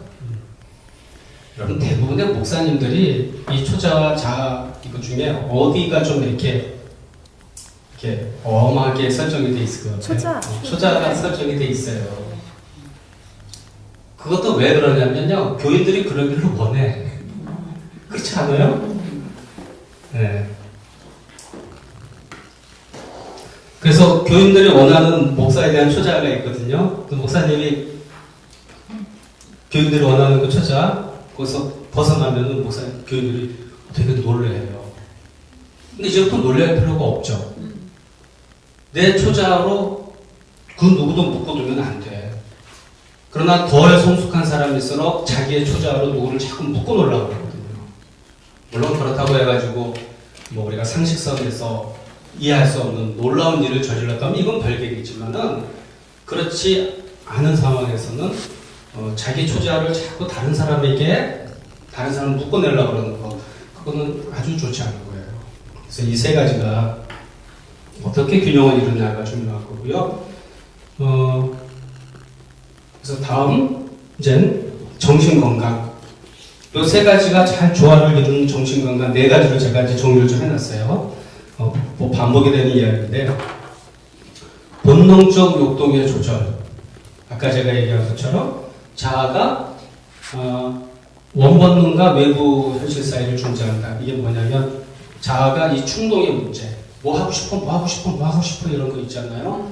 그거를 잘 조절을 해야 되는 거예요. 어떤 건 해야 되고 어떤 건 하지 말아야 되고 또 두 번째는 판단. 자신의 욕구가 자신과 타인의 자기에 어떤 영향을 끼치는가를 봐야 된다. 내가 내 욕구를 구현을 하는데 다른 사람은 어떻게 되는 건가 그거 보는 거고요. 현실과 관계 맺기. 내부 세계와 외부 세계를 연결하여 현실 감각. 이게 뭐냐면 내부 세계와 외부 세계를 연결한다. 자, 여러분 내부 세계와 외부 세계를 연결한다. 혹시 감이 좀 오나요? 내부 세계와 외부 세계를 연결을 한다.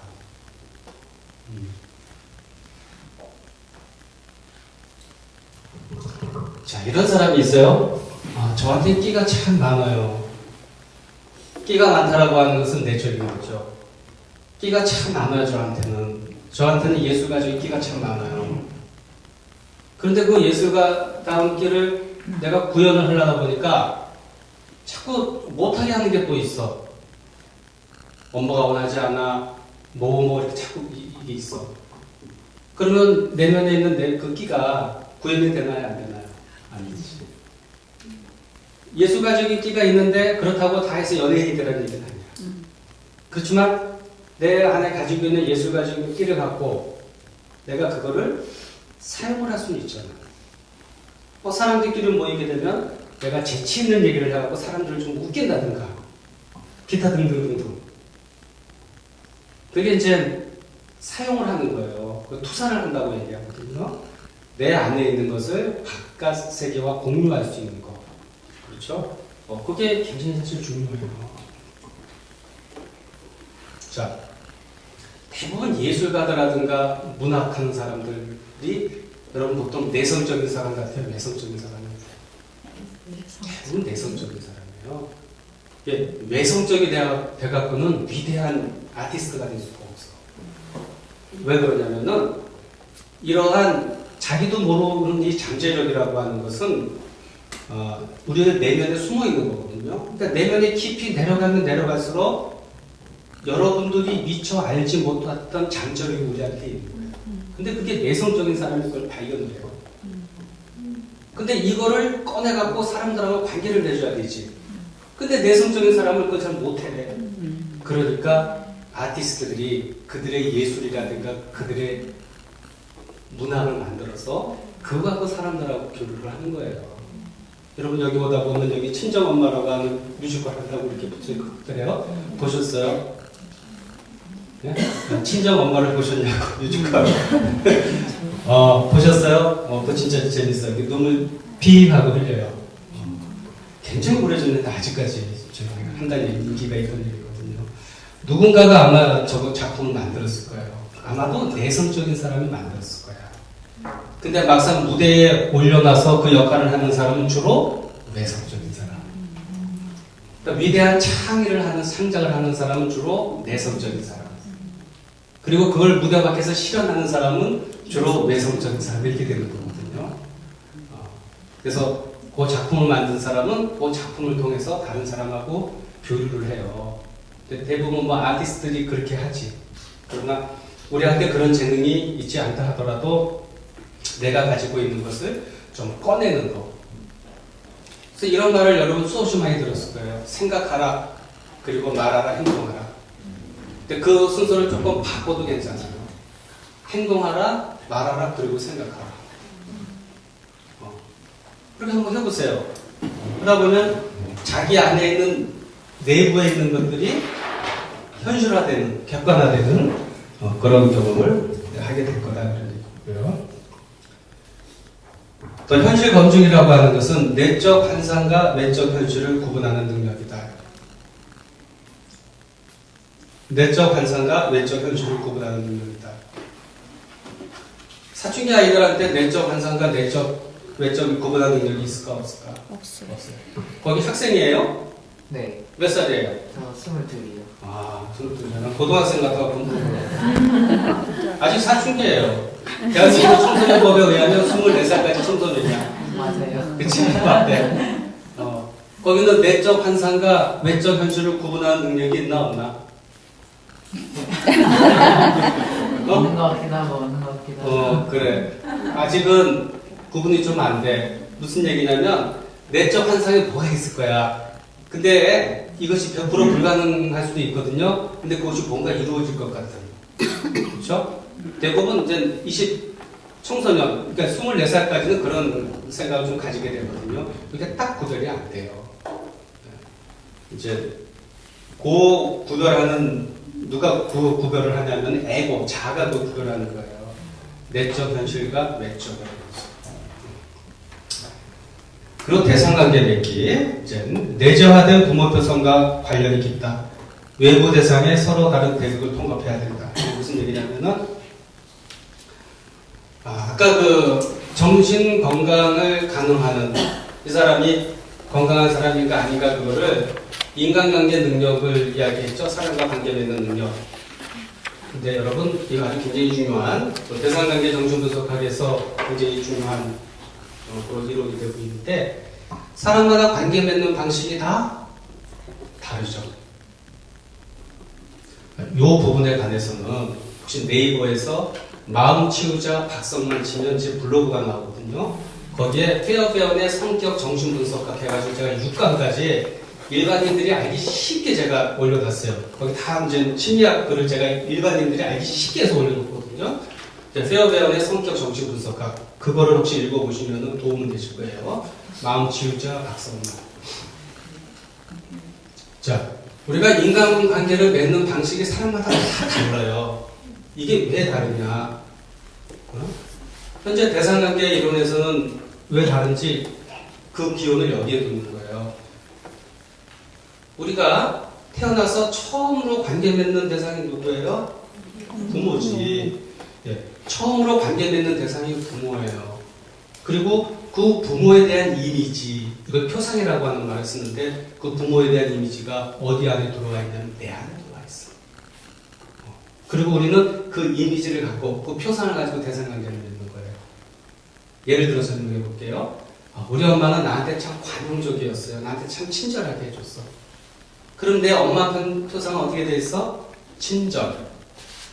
그럼 우리가 이 엄마 표상을 갖고 인간관계를 맺어간다고 했죠? 엄마 표상이 친절이야. 그러니까 무의식적으로 다른 사람도 나에 대해서 친절할 거야. 그런 생각을 가져.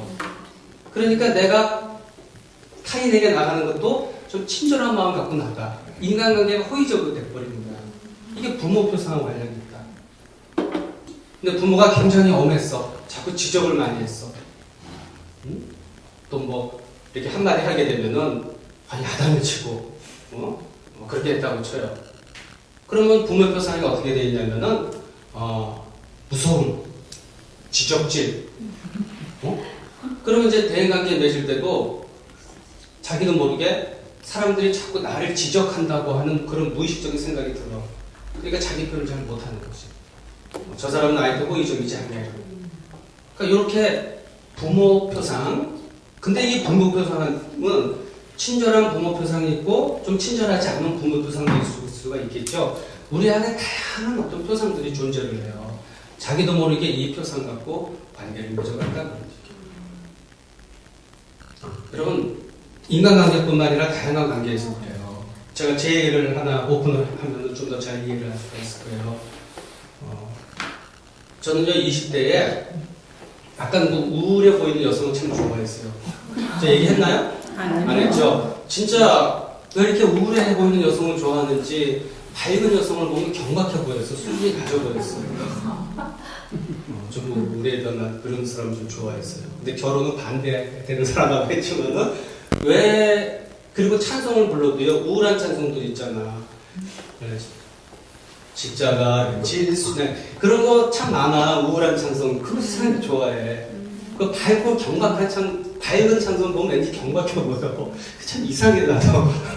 근데 그게 이제 어디서 밝혀졌냐면 제가 이런 정신분석학을 공부하면서 그게 제 엄마 표상이었어요. 저는 엄마를 참 마음속으로 좋아했어. 마음속으로 좋아했는데 우리 엄마가 고향이 이북이시고 그리고 그 부모님은 이제 공산당한테 다 살해당했고 엄마가 그 현장을 봤대나 그래요. 그리고 월남하지 않는 형제자매들이 있는데 생사를 알 수가 없어요. 그래서 명절이면 특히 그렇겠지만 자주 이렇게 북녘 하늘을 보고 이렇게 외로워하시고 그랬어요. 그래서 굉장히 우울해하셨어요. 근데 나도 모르게 엄마의 그 우울한 표상이 나의 엄마 표상으로 들어와 있는 거지. 나도 모르게 그 관계를 맺는 거예요. 그런 사람 굉장히 좋아하거든요. 노래도 그런 노래를 좋아하고. 난 내가 왜 그런지 몰랐어. 그냥 제가 수준이 높아서 그런 줄 알았어. 근데 그게 수준이 높은 건 아니잖아요. 그죠? 여기 대한 통찰이 오는 거야. 그리고 인간관계를 맺으면 밝은 얘기가 아니라 뭔가 이렇게 그런 이야기를 해야지 관계가 깊어지는 것처럼 착각을 했어. 근데 그런 얘기 할 수도 있지. 근데 그것만 해야지 관계가 깊어진다고 생각했어. 근데 그렇지 않은 사람 보면 왠지 수준이 낮아 보였어. 근데 가만히 내가 분석해 보니까 이거 사실 내가 분석 받으면서 드러난 거거든요. 나한테 그런 게 있었던가. 그 순간 내가 아하 된 거야. 이게 아하가 무의식 체험이라고 하는 거거든요. 사람이 아하 할 때 자꾸 바뀌어. 한번 해보세요. 아하. 우리 예배 드릴 때도 말씀을 들으면서 아하 하면서 그게 반복이 되면서 사람이 바뀌는 거거든요. 이제 심리학적으로도 그래요. 내가 그래서 그랬구나. 이러한 통찰이 온 이후로 제가 확 바뀌어버렸어요. 신기할 정도로. 그래서 지금 밝고 이런 경박한 노래도 제가 좋아합니다. 그게 이제 부모 표상하고 주로 관계를 맺는데 이게 한번 크게 뒤집어서 바뀔 때가 있어요. 언제 바뀌냐? 언제 바뀔 것 같아요? 확 뒤집어서 바뀔 때가 있어. 근데 그게 나쁜 것만은 아니에요. 그게 이 사람의 어떤 성격의 어떤 특성이라든가 개성을 만들어가고 또 그만큼 거기에 맞춰서 자기 인생을 쌓아가는 거거든요. 근데 한번 바뀌어야 돼요, 이거는. 언제 바뀔 것 같아요? 이게 이제 중년이 돼야 바뀌는 거예요. 그러니까 그 이전에는 부모 표상으로부터 많은 영향을 받아요. 그게 플러스 긍정적인 측면에서도 영향을 받고 부정적. 아까 제가 통합이라고 얘기할 때 통합은 긍정, 부정이 다 합치는 걸 내가 통합이라고 했어요. 부정하니까 부정은 제거하고 긍정 살릴 그거 아니야. 그건 100% 성취할 수 없는 거예요. 네. 그러니까 우리가 부모로부터 받는 어떤 표상들이 있어요. 그것 중에는 긍정적으로 작용이 되는 거 있고 부정이라고 하는 것은 어떤 사회에서 바라보는 그런 시선들이지 진짜 긍정이 긍정이고 부정이 부정이냐 이것도 생각해 볼 일이에요. 철학적으로. 그렇죠? 어쨌든 이제 그게 한번 뒤집어지는 때가 이제 중년기에 뒤집어지는데 대부분 부모로부터 크게 영향을 받게 되는 거예요. 제가 최근에 만난 사람 어떤 사람을 만났냐면은 분노장애를 있는 사람 가지고 있는데 얘가 중학교 때 처음 친구를 사귀면서 이런 소리를 했대. 우리 집은 냄비 뚜껑이 막 날아다녀요. 이랬대. 무슨 얘기인지 아세요? 네? 아버지가 이제 냄비 뚜껑 막 화난 그 물리적인 폭력을 하는 사람이거든요. 돈은 많고 시간은 많은 사람이에요. 그러니까 돈은 많고 시간은 많은 사람은 그렇게 좋지 않더라고요. 저 부동산 임대업을 하니까 돈은 많고 시간은 많아요. 그래서 아버지의 이 폭력이라고 하는 것이 어렸을 때부터 그러니까 엄마가 강하지. 그러니까 엄마는 늘 불쌍하게 생각하고 있었어. 아버지에 대한 증오를 키우고 있었고 그러니까 얘가 이제 어떻게 인간관계를 이렇게 맺냐면은 이제 얘가 생각하는 사람은 아주 증오를 하거나 그럼 좀 약해 보이는 애들한테 굉장히 동정을 하거나 이렇게 됐거든요. 왜 그렇게 되는지 아시죠? 그러면서 분노장애가 생긴 거야. 아버지의 대상표상의 외부로 투사가 되면은 그 사람에 대해서 이유 없이 분노를 해요. 막. 학교를 다닐 수가 없죠. 학교를 다닐 수가 없게 되는 거야. 대신 엄마처럼 약한 애들만 보면 괜히 자꾸 동정을 하게 돼. 그러니까 얘가 이상해. 그러니까 애들이 막 따돌리고 그렇게 되는 거죠. 이렇게 이제 부모의 영향을 받는 거예요. 근데 여기 언제 바뀌냐면은 새로운 인간관계를 하게 되면 이게 또 바뀌어요. 그래서 어거스틴은요 누구를 만나서 바뀌었는지 아세요? 암브로시우스라고 하는 어거스틴은 암브로시우스라고 하는 그 당시 그 주교를 통해서 암브로시우스라고 하는 주교를 통해서 자기 안에 있는 이런 대상표상이 바뀌면서 하나님에 대한 얘기가 확 달라진 거거든요. 그러니까 이제 이게 뭐냐면요. 그런 인간관계를 만들어가는 패턴이 있는데 그거보다 더 강한 인간관계 경험을 하면 이게 내가 바뀐다는 얘기예요. 그게 말로 해서 바뀌는 거 아니고 사실 교육해서 바뀌는 것도 한계가 있어. 그걸 능가할 만한 아주 좋은 인간관계를 만드는 거예요. 그렇죠? 그래서 제가 늘 하는 얘기죠. 좋은 사람을 만나라. 아니면 당신이 누군가에게 좋은 사람이 되줘라. 누군가에게 좋은 사람이 되주면 당신은 그 사람의 대상 표상 중에서 그 사람이 좀 어려워하는 힘들어하는 부분을 당신이 변화시킨다. 여러분 빛과 소금이다라고 하는 것은 이거 상당히 포함하고 있는 거예요. 내가 뭐 이렇게 경제적으로 도와주지 못해도 도와줄 수 있으면 좋겠지만 내가 그거 안 된다고 그러면은 진짜 사람에게 좋은 사람이 되주면 저 사람 참 좋다. 왜 누구를 좋다고 그래요 우리가? 나를 수용해 주는 사람. 그렇죠? 내 감정을 이해해 주는 사람 좋다고 얘기하거든요. 이해와 수용을 받으면 이게 바뀌어요. 그래서 여러분 어린이들 놀이치료 보내잖아요. 이제 왜 놀이치료 보내냐면 따돌림당하고 잘 놀지 못해 놀이치료 보내. 그 놀이치료 선생님이 하는 역할이 뭐냐면 잘 놀아주는 거예요. 다 이해해주고 너 하고 싶은 대로 해봐. 참 잘한다. 너무 멋져 이렇게. 그렇죠? 다 이해받고 수용받는 경험이 생겨. 그럴 때 마음속에 있는 표상이 확 바뀌어. 그래서 이제 이렇게 대상관계를 맺어갈 수 있는 그런 능력, 애고가 하게 된다 이렇게 얘기할 수 있는 거고요. 자, 그리고 이제 정신건강에 대한 심리학자들의 견해를 하고 있는데 이제 두 번째 융인데 프로이트는 신경증 환자를 치료하다 보니까 우리 무의식에 있는 불안하고 우울하고 그런 것들을 자꾸 탐구를 했어요. 그러나 우리의 무의식에 그것만 있는 건 아니야. 융의 분석 심리학에 의하면 우리의 무의식보다 더 깊은 층을 집단 무의식이라고 하는데 그 집단 무의식에는 내가 모르는 무한한 잠재력을 갖고 있어요. 내가 모르는 무한한 잠재력이 있다니까요. 그것을 우리 에고가 포착해갖고 그것을 구현시키게 되는 거죠.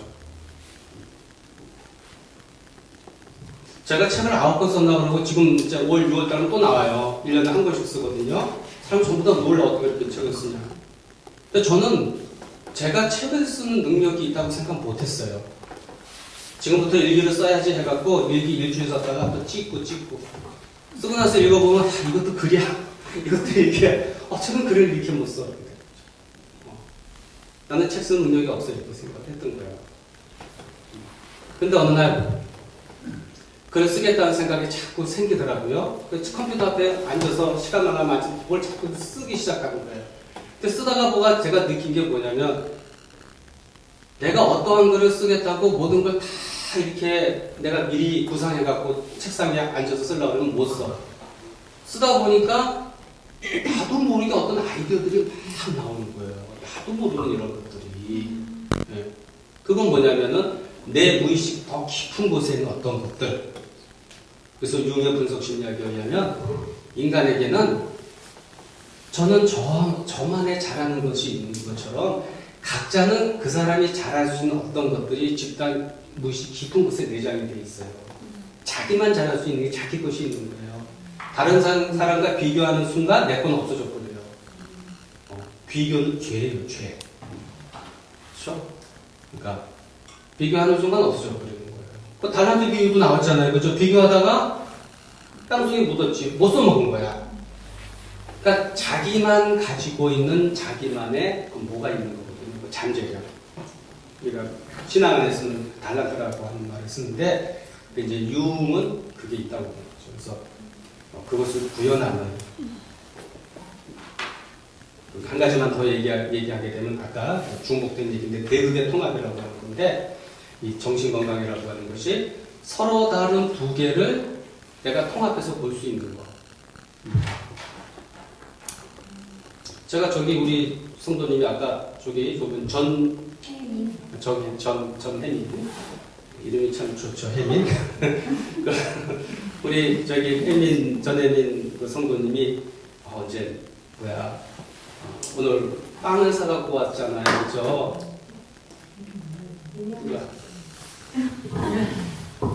누가 사갖고 오셨어요? 아 그래 그분 눌렀죠. 저분 거 예. 저분이 이제 사갖고 왔다는데 저한테 그래서 먹으라고 그러고 제가 되게 고맙죠. 어떻게 그렇게 성사한 배려를 다 할까? 여기 계신 분들 한 번도 안 했는데 제가 고마워할 수 있어요. 근데 다음에 또 수업을 한 다음에 안 사갖고 왔어. 그러면 그렇지. 제 수업으로 왜 싸가지 없어? 제 수업으로 이게 뭐냐면은 이게 분열이라고 하는 거야. 저 사람이 나한테 좋은 거 줬을 때는 고마워. 저 사람이 좋은 사람이 되는 거야. 근데 저분이 내가 원하는 걸 주지 않을 때는 자꾸 나쁜 사람 되는 거야. 되게 좋아. 어쩌면 그렇게 선한 마음을 가졌어. 그러면 그렇지. 나쁜 사람. 이게 분열이야. 근데 융은 정신건강의 하나의 척도로서 통합을 얘기했는데 통합은 뭐냐면은 그런 거야. 저분이 빵을 사갖고 와서 되게 맛있게 잘 먹었어? 되게 고마워요. 근데 다음 주에 안 사갖고 왔어. 그러니까 이제 약간 섭섭한 마음이 있을 수도 있겠죠. 그죠? 그래도 뭐 시간이 없어서 안 사갖고 왔다거나 아니면 뭐 여차 해갖고 오늘은 좀 그럴 수도 있지. 그렇죠? 빵을 안 사갖고 왔을 뿐이지 그렇다고 저 사람이 나쁜 사람은 아니지. 바로 그거예요. 분열이라고 하는 방어기제를 쓰는 사람은 빵을 사왔기 때문에 좋은 거고 빵을 안 사면 나쁜 사람이 되는 거야. 그러나 통합이라고 하는 것은 빵하고는 상관없이 저 사람의 인간성에 이런 측면도 있고 저런 측면도 있지. 두 가지를 내가 다 수용하는 것. 그게 통합이라고 하는 거거든요. 그러면 저분이 제가 이제부터 빵을 사오든 안 사오든 저분은 내가 저분을 볼 때는 그게 저 사람을 평가하는 데 전혀 상관이 되지 않는 거예요. 물론 사오면 고맙지. 그렇지만은 상대방 모든 사람들의 마음에는 서로 다른 두 가지가 있어. 어떤 때는 이제 우리들 인간관계 하면서 그런 경험 하잖아요. 우리한테 막 좋은 말을 해. 그러다 뒤돌아서서 뒤에서 또 뒷담화 하는 경우가 있지. 근데 여러분 실망할 필요 없어. 사람이 다 그래요. 자기는 안 그러나 자기도 그러죠. 그런 거야. 사람들 마음속에서는 서로 다른 이 두 개가 다 있지 하고 그걸 수용하는 거. 이걸 이제 통합이라고 했어요. 그리고 나한테도 그런 게 있지. 물론 정도 차이는 있을 수 있겠지만 그게 이제 정신 건강에서 굉장히 중요하다는 얘기지.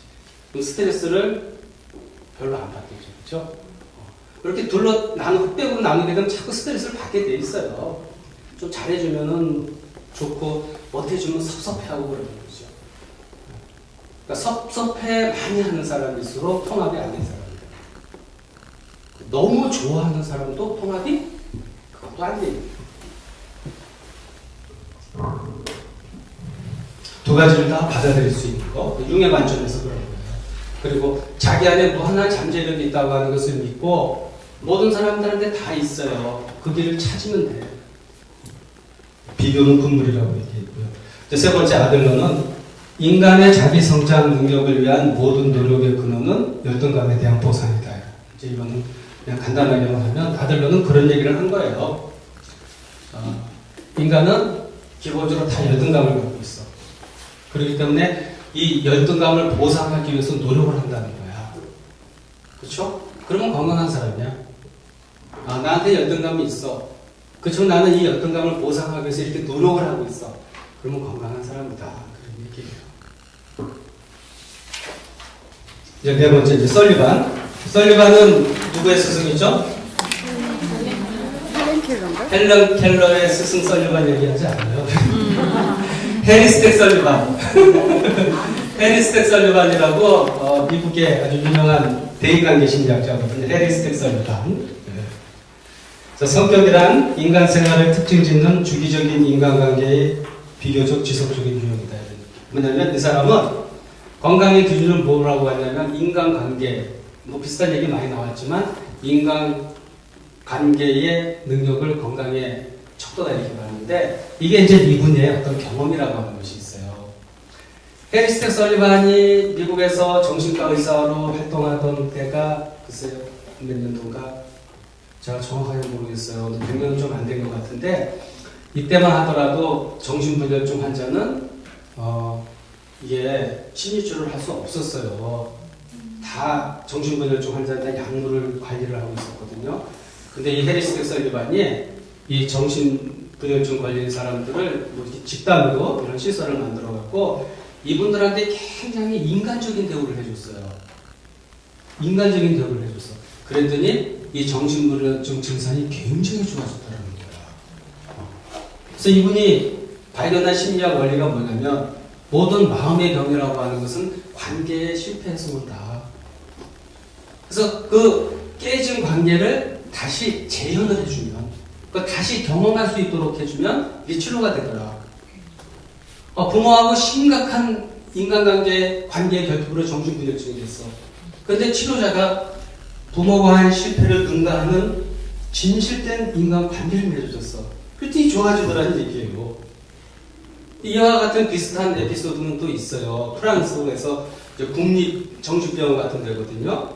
19세기인가 18세기인가 그래요. 그때만 하더라도 정신병 걸리게 되면은 뭐가 들어갔다고 생각하냐면 마귀가 들어갔다고 합니다. 지금도 그렇게 생각하는 사람이 있는지 모르겠어요.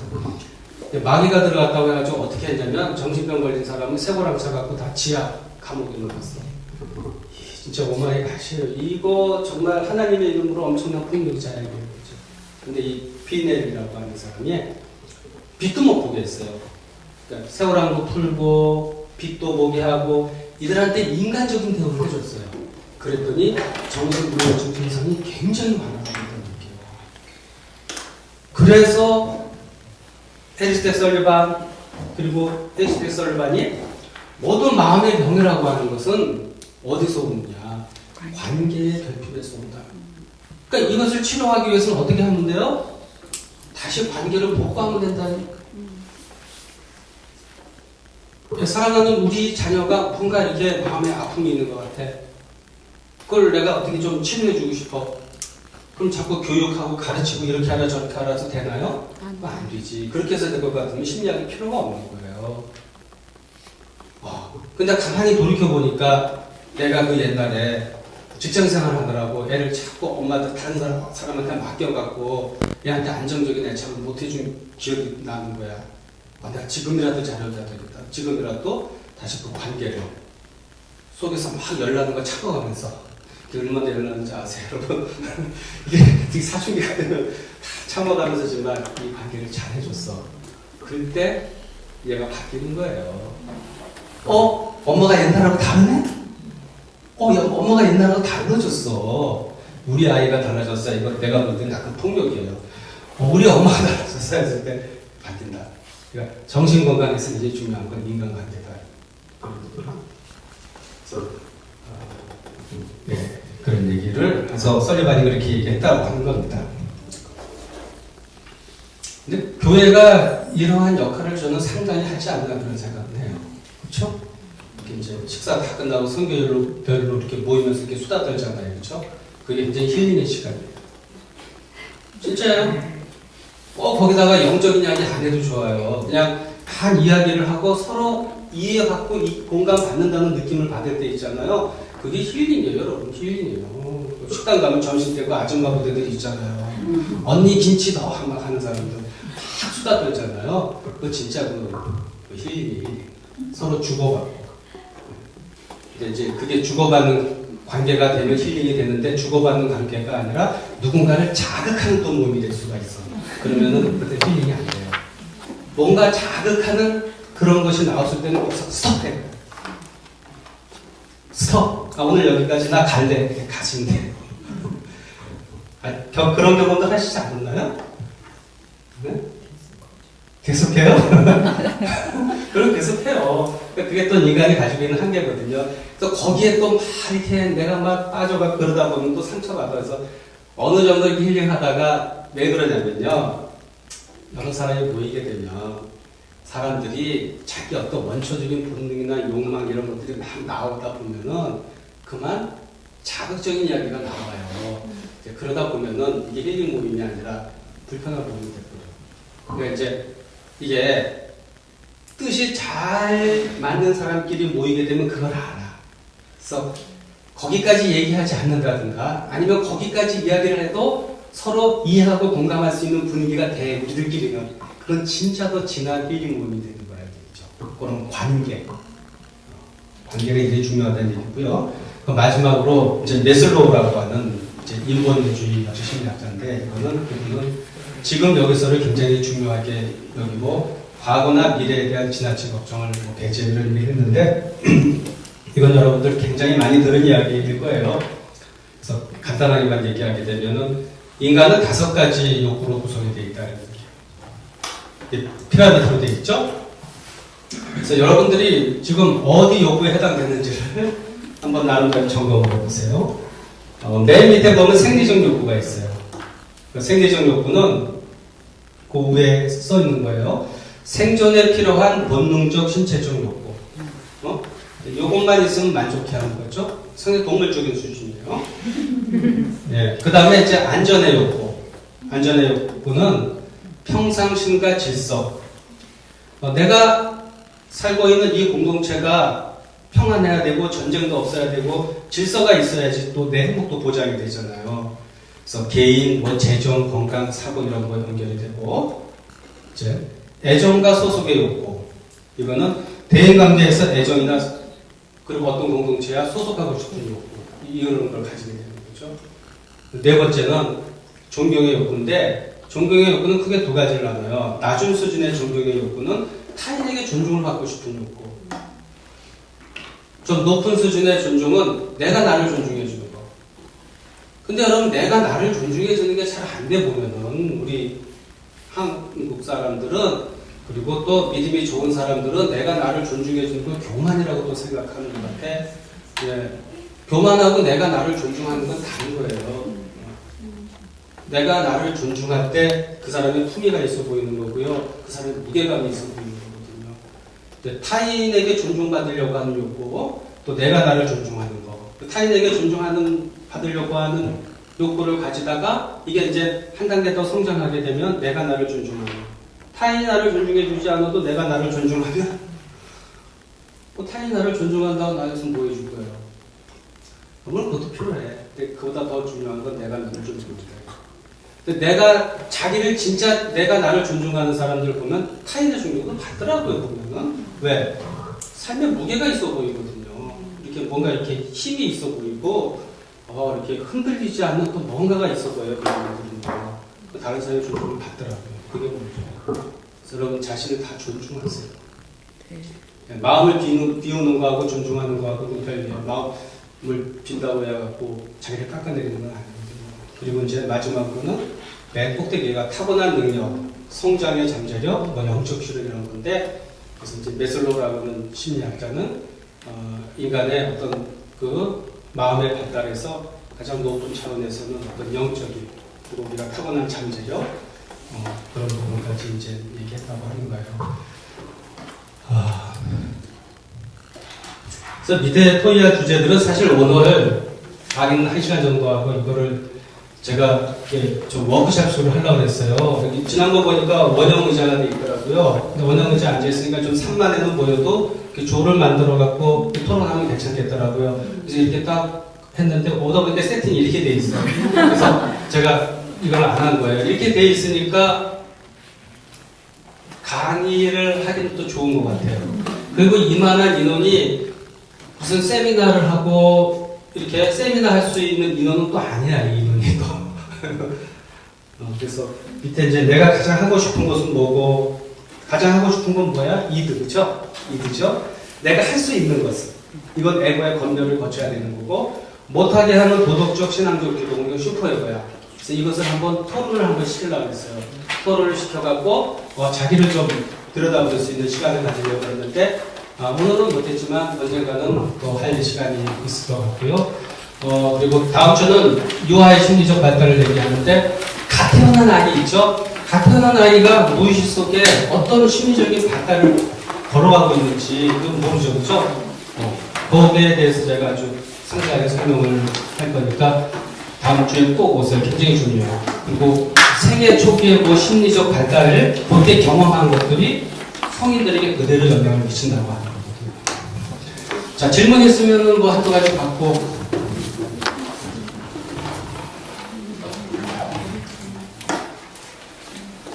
아까 중년기에는 심리적 변화가 그때 이제 많이 변화된다고 하시잖아요. 네. 그러면 약간 그 호르몬도 영향이 있어서 그게 가능한가요? 그건 전혀 네, 상관없나요? 그게 참 묘해요. 저는 그거를 이제 하나님께서 다 이렇게 만들어주셨다고 생각을 하는데, 우선 변화가 되는 것은 환경이 바뀌는 게 맞거든요. 애들이 독립을 하고 남편과도 어떤 거리감이 조금 생기기 시작해. 또 그 즈음에 맞춰서 또 호르몬 변화도 생겨. 또 그 즈음에 맞춰서 또 심리적인 변화도 생겨. 여성 같은 경우는 남성성이 생기고, 이게 꼭 호르몬 변화와 연결되는 건 아니에요. 남자들은 또 여성성이 나오는 거거든요. 이런 것들이 다 조화를 갖춰서 뭔가 변화하고 하죠. 이게 다 조화를 갖춰서. 그러면서 중년기에 무의식에서 뭔가 변화에 대한 욕구가 생겨요. 근데 이제 대부분 다 어느 정도 변해요. 그런 것 같지 않나요? 여러분들? 여러 가지가 다 종합한 거예요. 변화가 되는 거. 하나하나의 의미가 있는 건 아니에요. 호르몬, 심리적인 환경 다 이렇게 됩니다. 자, 여기까지 하겠습니다. 수고하셨어요.